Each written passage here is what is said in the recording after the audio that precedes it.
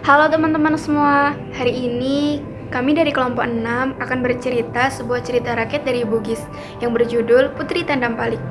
Yuk saksikan videonya. Pada zaman dahulu kala, di sebuah daerah di Provinsi Sulawesi Selatan, berdiri sebuah kerajaan yang bernama Kerajaan Luwu.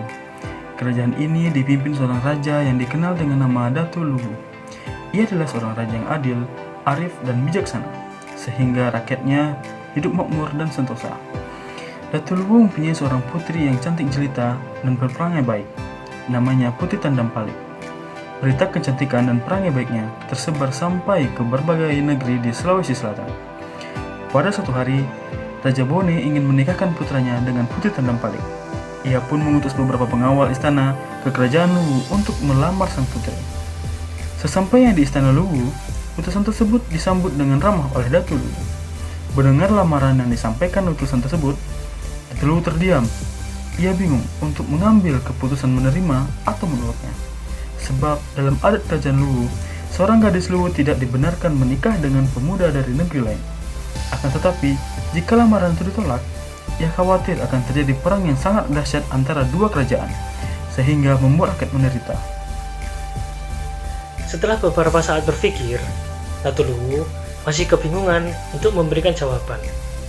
Wahai utusan, perlu kalian ketahui bahwa di kerajaan Luwu ini terdapat sebuah hukum adat, yaitu seorang putri Luwu tidak boleh menikahi pangeran dari daerah lain. Karena itulah, tolong sampaikan kepada raja kalian, supaya aku diberi waktu, ujar Datu Luwu. Utusan Raja Bone memahami dan mengerti keputusan Datu Luwu. Mereka pun kembali ke kerajaannya untuk mengabarkan pesan ini kepada Raja Bone. Keesokan harinya, tiba-tiba negeri Luwu geger, karena Putri Tandang Palik terserang penyakit kusta. Sekujur tubuhnya mengeluarkan cairan kental yang sangat berbau busuk. Para tabib istana mengatakan bahwa Putri Tandang Palik terserang penyakit menular yang sangat berbahaya.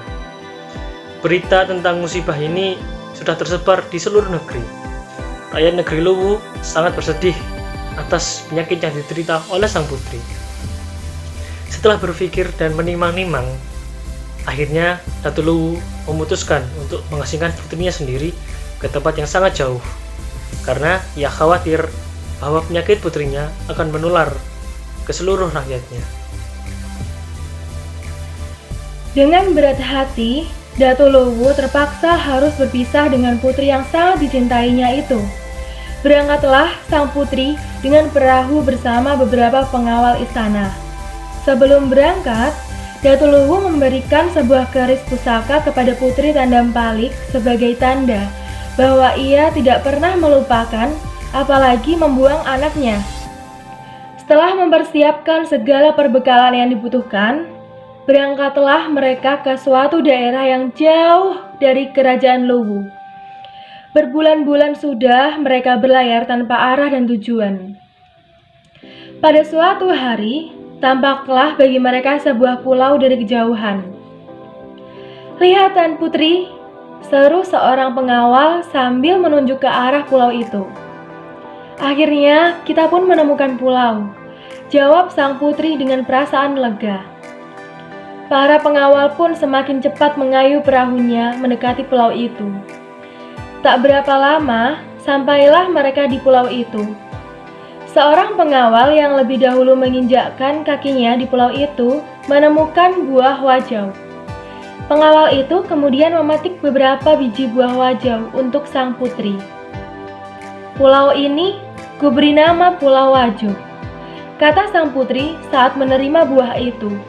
Sejak saat itu, Putri Tandang Palik beserta pengawalnya kemudian memulai kehidupan baru.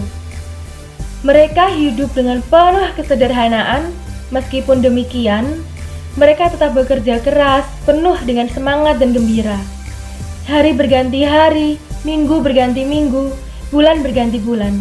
Tak terasa 1 tahun sudah mereka berada di tempat itu.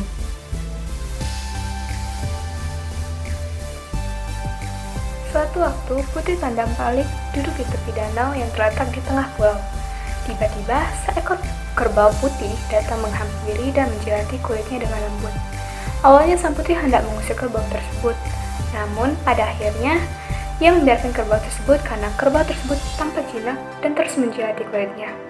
Sungguh ajaib. Setelah berkali-kali dijilat oleh kerbau itu, kulit sang putri yang tadinya mengeluarkan cairan tiba-tiba hilang tanpa bekas. Kulit sang putri kembali halus, mulus, dan bersih seperti sedia kala. Sang putri terharu dan bersyukur kepada Tuhan karena penyakitnya telah sembuh. Ia kemudian berpesan kepada para pengawalnya, "Mulai saat ini aku minta kalian untuk tidak menyembelih atau memakan kerbau putih yang ada di pulau ini, karena hewan itu telah menyembuhkan penyakitku." Permintaan sang putri langsung dipenuhi oleh seluruh pengawalnya. Hingga kini, kerbau putih yang ada di Pulau Wajo dibiarkan hidup bebas dan beranak pinak. Kemudian oleh masyarakat setempat, kerbau putih tersebut disebut sebagai Sakoli.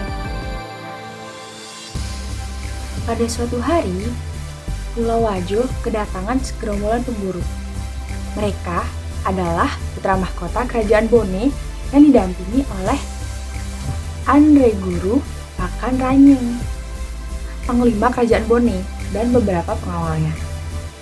Saking asiknya berburu, putra mahkota Raja Bone tidak sadar kalau ia sudah terpisah dari rombongannya dan tersesat di hutan. Malam semakin larut, putra mahkota tidak dapat memejamkan matanya. Suara-suara binatang malam membuatnya terus terjaga dan gelisah. Di tengah gelapnya malam, tiba-tiba ia melihat seberkas cahaya dari kejauhan. Semakin lama, pancaran cahaya itu semakin terang. Ia sangat penasaran ingin mengetahuinya. Ia kemudian memberanikan diri untuk mencari sumber cahaya itu. Dengan tertatih-tatih, putra mahkota berusaha berjalan mengikuti kaki melangkahnya menelusuri gelapnya malam. Akhirnya, sampailah ia di sebuah perkampungan yang ramai dengan rumah-rumah penduduk. Setelah ia memasuki perkampungan itu, sumber cahaya itu semakin jelas. Terdapat di sebuah rumah yang nampaknya kosong. Dengan melangkah pelan-pelan, putra mahkota mendekati dan memasuki rumah itu. Alangkah terkejutnya ia ketika melihat seorang gadis yang cantik sekali bak bidadari sedang menjerang air di dalam rumah itu. Gadis cantik itu tidak lain adalah Putri Tandampalik. Pangeran dan sang putri pun jatuh cinta. Namun, putra mahkota tidak bisa berlama-lama di Pulau Wajo karena ia harus segera kembali ke istana untuk menyelesaikan kewajibannya. Ia pun mengajak sang putri ikut serta. Tak lama kemudian, mereka menikah dan mengadakan sebuah pesta yang besar. Datu Luwu dan Permaisuri merasa sangat gembira dengan kabar baik tersebut. Mereka pun segera bersiap untuk menghadiri pernikahan putrinya. Seluruh keluarga dari dua kerajaan besar di Sulawesi Selatan sangat gembira dengan pernikahan tersebut. Akhir cerita, Putri Tandampalik dan putra mahkota hidup bahagia. Beberapa tahun kemudian, putra mahkota naik tahta. Ia menjadi seorang raja yang arif dan bijaksana. Tamat. Sekian cerita rakyat yang kami sampaikan. Semoga bisa menambah wawasan kita semua. Terima kasih telah menyaksikan. Sampai jumpa.